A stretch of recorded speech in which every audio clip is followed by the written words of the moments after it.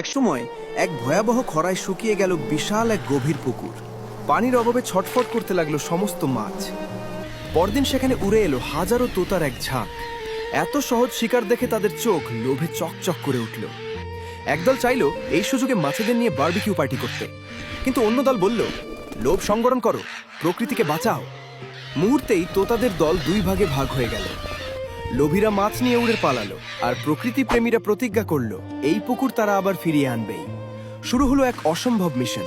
পায়ে ছোট বালতি বেঁধে বহু দূর থেকে ক্লান্তিহীনভাবে তারা পানি বয়ে আনতে লাগলো। অন্যদিকে লোভী তোতারা শুকনো জঙ্গলে বসে আয়েশ করে মাছ খেলো আর ওদের বোকা ভেবে হাসাহাসি করলো। কিন্তু পরিশ্রমীরা থামলো না।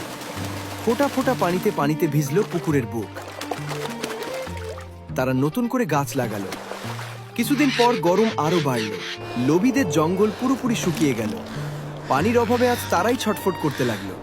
আর ওদিকে পরিশ্রমীদের সেই পুকুর তখন সবুজে শ্যামলে ভরা এক স্বর্গরাজ্য। অবশেষে ভুল বুঝতে পেরে শীর্ণকায় লোভী তোতারা ফিরে এসে মাথা নত করে ক্ষমা চাইল। প্রকৃতি তো সবাইকে ক্ষমা করে দেয়, তাই সবাই মিলেমিশে সুখে থাকতে লাগলো। কিন্তু আমাদের এই বন্ধুটি কাঁদছে কেন জানেন?